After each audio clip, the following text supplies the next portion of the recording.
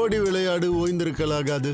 அதுக்கு தான் சூப்பர் சரவணா ஸ்டோர்ஸ்ல சம்மருக்கு ஆடைகள் வாங்கும் போது அவுட்டோர் கேம்ஸ் ஃப்ரீ.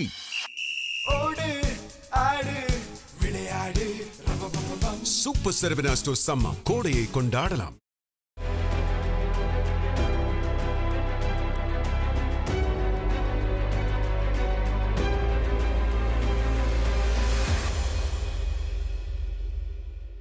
நேயர்களே, இன்றைக்கு எம் தொலைக்காட்சியினுடைய சர்வதேச செய்திகளுக்காக நான் சுஃபியான் உங்களை சந்திக்கின்றேன்.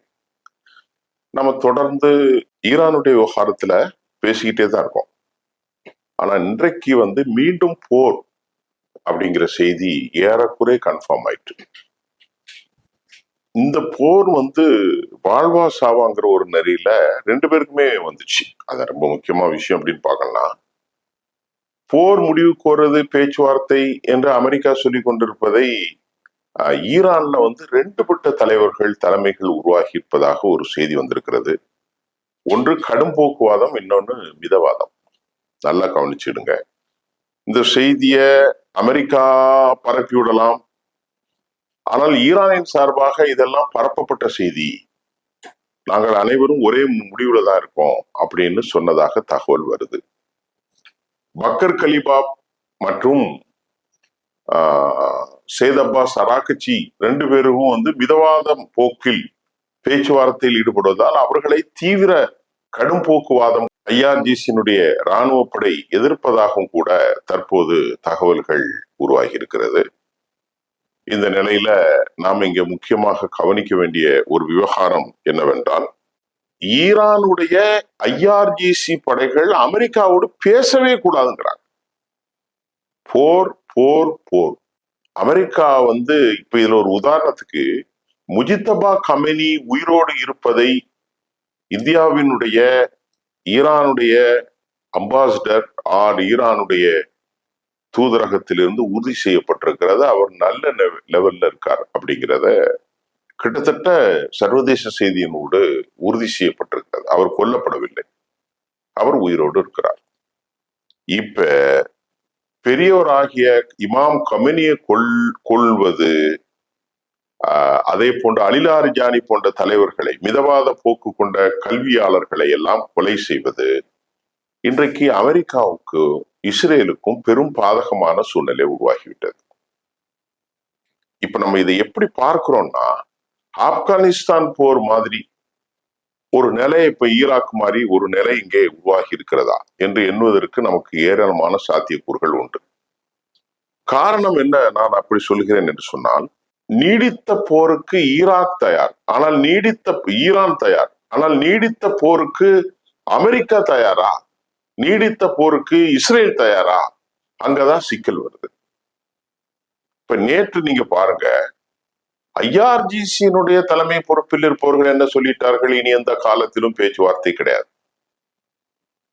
முஜித்தபா கமேனியுடைய பெயரில் வெளியிடப்பட்ட ஒரு அறிவிப்பு என்ன சொல்லுது அப்படின்னு பார்த்தா, அமெரிக்கா இந்த மண்டலத்தில் ஒருபோதும் இருக்கக்கூடாது, அமெரிக்காவுக்கும் இங்க வரவே கூடாது. பெர்ஷியன் வளைகுடா மட்டுமில்ல, மத்திய கிழக்கில் அரபு நாடுகளில் அமெரிக்கா என்ற ஒரு தேசமே இருக்கக்கூடாது அப்படின்னு தான் முஜித்தபா கமெனி சொல்லியிருக்கார்.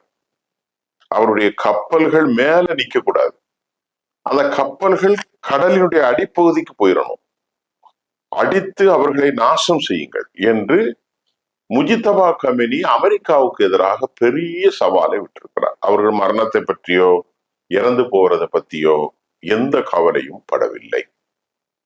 அதே போன்று பக்கர் கலிபாப் தான் இப்பொழுது முகமாக இருக்கிறார். அவர் என்ன சொல்றாருன்னா, நீங்க எங்க நாட்டுல விட ஆயில க்ளோஸ் பண்ணுவேன், எல்லாத்தையும் அழிப்பேன், சேட்டலைட் பிக்சர் வச்சு நாசம் செய்வேன்னு சொன்னீங்களே, இப்ப வேணா நாங்க உங்களுக்கு எங்களுடைய இடத்தை தரோம், நாங்க செய்மதி படங்கள் எல்லாம் தாரோம், நீங்க தைரியம் இருந்தா அடிங்க, எங்க நாட்டுக்குள்ள வாங்க, ஹெர்மூஸ்ல தாக்குதல் நடத்துங்க, உள்ள குண்டு போடுங்க, எது வேணாலும் செய்யுங்க, நாங்களே உங்களுக்கு படம் தரோம், மேப்பு தரோம், எதுக்கு நீங்க தேடி அலைறீங்கன்னு கேலி கிண்டல் சமோக்கி. இப்ப இப்படிப்பட்ட ஒரு சூழ்நிலையில் ஈரான் ஏன் இப்படி பேசுது? ஈரானுக்கு பின்னணி என்ன? ஈரானுடைய முடிவுகள் என்ன அப்படிங்கிறது நம்மை விட அதிகமாக அமெரிக்காவை யோசிக்க செய்திருக்கிறது. யோசிக்கத்தானே செய்வான். எவ்வளவு பெரிய ஆளு. சிச்சுவேஷன் ரூம்ல the secret meetings has been done, நடந்து முடிந்திருக்கிறது. அதுல சில முக்கியமான முடிவுகள் எடுத்திருக்கிறாங்க. அந்த முடிவுகள் படி இப்போது இனி அமெரிக்காவை பொறுத்தவரை ஈரான் வேண்டுமென்றே ஆரம்பிக்கிற அந்த போரை, அமெரிக்காவை சீண்டுகிற அந்த போரை அமெரிக்கா தவிர்க்க முடியாது.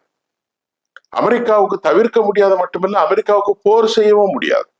அமெரிக்காவில் ஆயுத பற்றாக்குறை, அமெரிக்காவில் உள்நாட்டு விவகாரம், அமெரிக்காவுடைய விலையேற்றம், அமெரிக்காவுடைய டீடாலரைசேஷன், அமெரிக்காவில் செப்டம்பர்ல நவம்பர்ல வரக்கூடிய தேர்தல்கள், இப்படி பல பிரச்சனைகள், சர்வதேசத்தின் உள்ள பிரச்சனைகள் எல்லாம் சேர்ந்து அமெரிக்கா கெப்ட் அலோன். இப்ப அமெரிக்கா என்ன சொல்லுதுன்னா, தனக்கு வேண்டிய நாடுகளை எல்லாம் இணைத்து ஹெர்மூஸில் ஒரு புதிய படையை உருவாக்குவதற்கு அமெரிக்கா தயாராகி வருகிறது.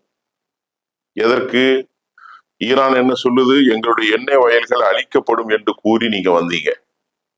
இப்ப எண்ணெய் வயல்களை அழிக்க முடிஞ்சதா? தைரியம் இருந்தா நீங்க அழிச்சு பாருங்க. வேண்டுமென்றால் நாங்கள் எண்ணெய் வயல்களுடைய மேப்பையே உங்களுக்கு தருகிறோம் என்றெல்லாம் சொல்லி அமெரிக்க அதிபரை கடுமையான சினமுறை செய்கிற ஒரு சூழலில் முஜ்தபா கமனி அமெரிக்க கப்பல்களே இங்க வரக்கூடாது, அது கீழே தான் இருக்கணும், கடலுக்கு கீழே அப்படின்னு அவங்க மிரட்டல். இப்ப அமெரிக்காவுடைய அதிபர் கடுமையான கோபத்தில் இப்பொழுது அவர்கள் ஸ்பெஷல் படைகளை இறக்க போறாங்க. நீங்க என்ன ஸ்பெஷல் படை இறக்கினாலும் உங்களுக்கு மேல அங்க ஸ்பெஷல் படை இருக்கு. இந்த ஸ்பெஷல் படை உயிருக்கு பயப்படுது, அந்த ஸ்பெஷல் படை உயிருக்கு படை. ஷியா இஸ்லாமிக் குரூப்ஸ், இஸ்லாமிக் முஜாஹிதிகள் அவங்க உயிருக்கு பயப்படல. ஆனால் அமெரிக்கா படைகளை இறக்க முடியாது. மற்ற நாடு அல்ல, இது வெனிசுவேலா அல்ல. அவர்கள் எங்கிருந்து தாக்குவார்கள், எப்படி தாக்குவார்கள் என்று இதற்கு மேலும் 60 நாட்கள் போரிலும் அமெரிக்கா இந்த அனுபவத்தை பெற முடியாத ஒன்றுமல்ல. ஆக இப்படிப்பட்ட ஒரு கடுமையான சூழ்நிலையில் அமெரிக்கா இப்பொழுது கடும் சிக்கலில் இருக்கிறது.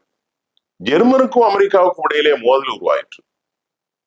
ஃபிரெடரிக் சான்ஸ் அமெரிக்காவை விமர்சிக்கிறார். அங்க 40,000 படைகள் இருக்கிறது, அந்த படைகள் நகர்த்தப்படலாம். அவருக்கும் டொனால்ட் ட்ரம்புக்கும் ஜெர்மனுடைய தலைமைக்கும் கடும் மோதல் ஏற்பட்டிருக்கிறது. இதை நம்ம இங்க கவனிக்கணும். இதை ரொம்ப முக்கியமாக கவனிக்கணும். நேட்டோ அலையன்ஸ்ல அமெரிக்காவுக்கு யாரும் இல்லை. அப்படி இருக்கின்ற போது அமெரிக்கா யாரை கூப்பிட்டு கொண்டு ஹெர்மூஸ்ல போர் செய்வான்? அமெரிக்கா யாரை கூப்பிட்டு இவர்களோடு சண்டை போட முடியும்? அதற்கு வாய்ப்பில்லை. ஏன்னா இன்னைக்கு தனியாக ஒரு போர் பயிற்சி பிரான்ஸ் செய்யுது. ஜெர்மன் அமெரிக்கா ரொம்ப கேவலமா நினைக்கிறாங்க. ஈரான்காரங்க அமெரிக்காவை இவ்வளவு கேவலப்படுத்தணுமா, படுத்தக்கூடிய அளவுக்கு படுத்திட்டான் அப்படின்னு சொல்லி அசிங்கமா பேசுறதுனால ஜெர்மனுக்கும் அமெரிக்காவுக்கும் மோதல், ஸ்பெயினுக்கும் அமெரிக்காவுக்கும் மோதல், இத்தாலிக்கு அமெரிக்காவுக்கு மோதல், அத மாதிரி பிரான்சுக்கு ஏற்கனவே மோதல், இங்கிலாந்துடைய கேமருக்கும் அமெரிக்க அதிபருக்கும் மோதல், சுவிட்சர்லாந்துக்கு மோதல், எல்லாம் மோதல் மோதல் மோதல் மோதல். யாரை கூட்டிட்டு அமெரிக்கா நிறுத்துவாங்க? யாரும் வருவதற்கு வாய்ப்புகள் இல்லை இல்லை இல்லை. இந்த நிலையில இப்போ சீனா ஒரு டெஸ்ட்ராய்டு கப்பலை அனுப்பியிருக்கிறது. எங்க? மத்திய கிழக்குக்கு. அந்த டெஸ்ட்ராய்டு கப்பல் ஈரானிலிருந்து வெளியேறுகிற எண்ணெய் கப்பல்களுக்கு பாதுகாப்பாக அது வருகிறது, அப்படித்தான் சொல்லப்படுகிறது. ஈரானுடைய எண்ணெய் கப்பல்களுக்கு பாதுகாப்பாக இந்த டெஸ்ட்ராய்டு கப்பலை அமெரிக்கா எப்படி தடுத்து நிறுத்த முடியும்? அப்ப அந்த போரினுடைய நிலை வேறு விதமாக மாறுகிறதா? இப்ப அவங்க என்ன சொல்றாங்க? இந்த நிலையில அமெரிக்காவினுடைய ஜெரால்ட் ஆர்ஃபோர்டு கப்பல் உடனடியாக காலி செஞ்சுட்டு அமெரிக்காவுக்கு வர சொல்லிட்டாங்க. ஒரு நிமிஷம் நீங்க தாமதிக்க கூடாது. ஏன்னு கேட்டால் இவங்க ஜெரால்ட் ஆர்ஃபோர்டு வர்றது, ரஷ்யா ஓப்பனா சொல்லிட்டாங்க, நாங்க எல்லாமே உதவி செய்ய போறோம், புதிய புதிய ஆயுதங்களை பயன்படுத்த போறோம்.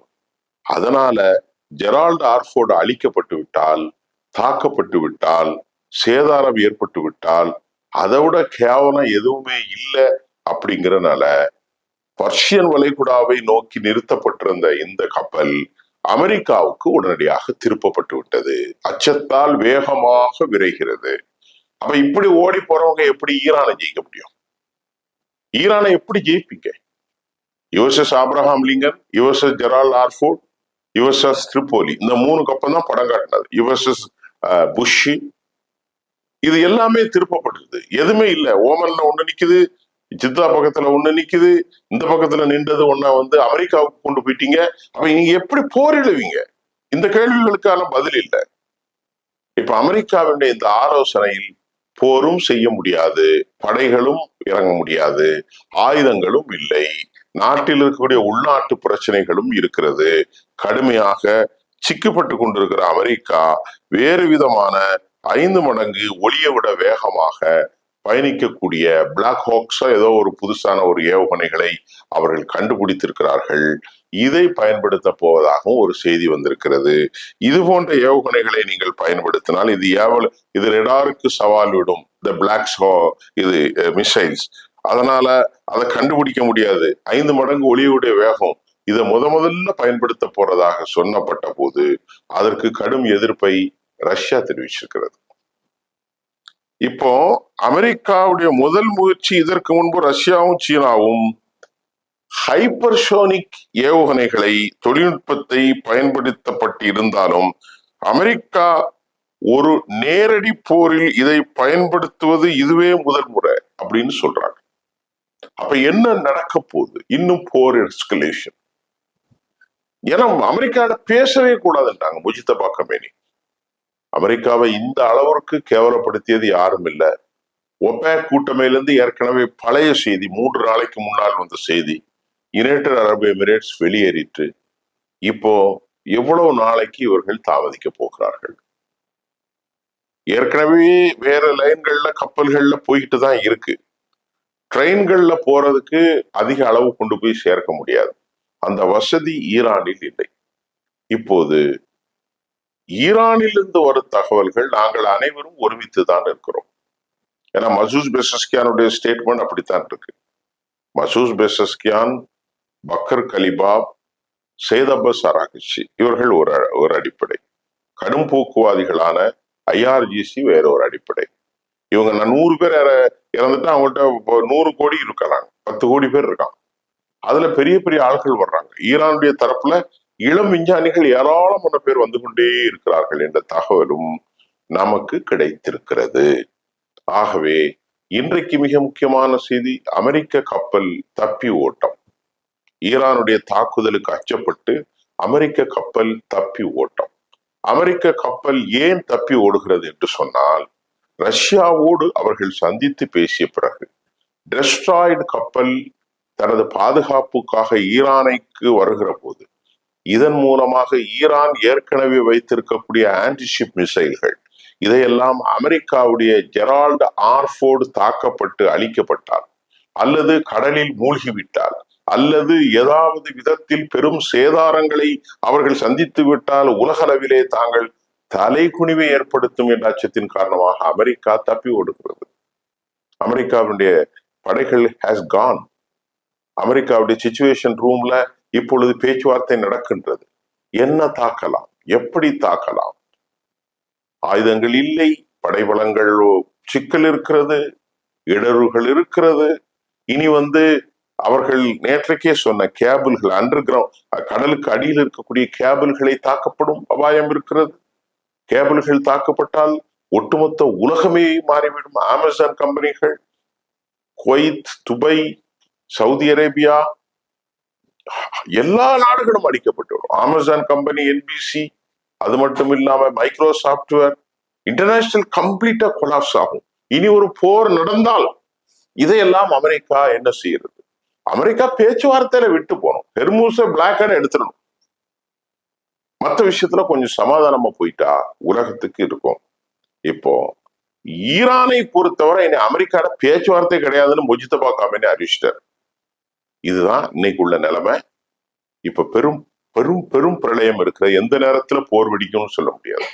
அவங்க ப்ரீபேர்டா இருக்கான். யாரு? இஸ்ரேல், ஈரான் ப்ரீபேர்டா இருக்கான். இஸ்ரேல் நேத்து மறுபடியும் ஹிஸ்புல்லாக்களை தாக்குவதுன்னு சொல்லி நிறைய பேரை சாவடிச்சிட்டாங்க. இப்ப அங்க பிரச்சனை இருக்கு. இஸ்ரேலை பொறுத்தவரை ஆள்களை கொலை செய்யறது மட்டும்தான் அவனுக்கு தெரியும், வேற எதுவுமே தெரியாது. இங்க எல்லா மக்களையும் கொலை செய்யறது அவனுடைய வேலை. அவன் கால்குலேஷன் இருக்கான். சீப் ஒழிச்சு வச்சா திருமணம் நின்று போயிடுற மாதிரி ஆட்களை கொலை செஞ்சுட்டோம்னா தப்பிடும்னு இஸ்ரேல் நினைக்குது. அதுக்கான சாத்தியம் இல்லை.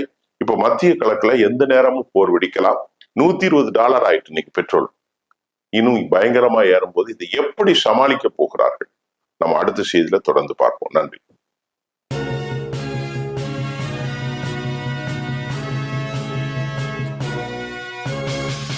உடனுக்குடன் அப்டேட் தெரிந்து கொள்ள ஜெம் டிவி தமிழ் ஆப்பை இன்ஸ்டால் செய்யவும். ஓடி விளையாடு ஓய்ந்திருக்கலாகாது. அதுக்கு தான் சூப்பர் சரவணா ஸ்டோர்ஸ்ல சம்மருக்கு ஆடைகள் வாங்கும் போது அவுட்டோர் கேம்ஸ் ஃப்ரீ.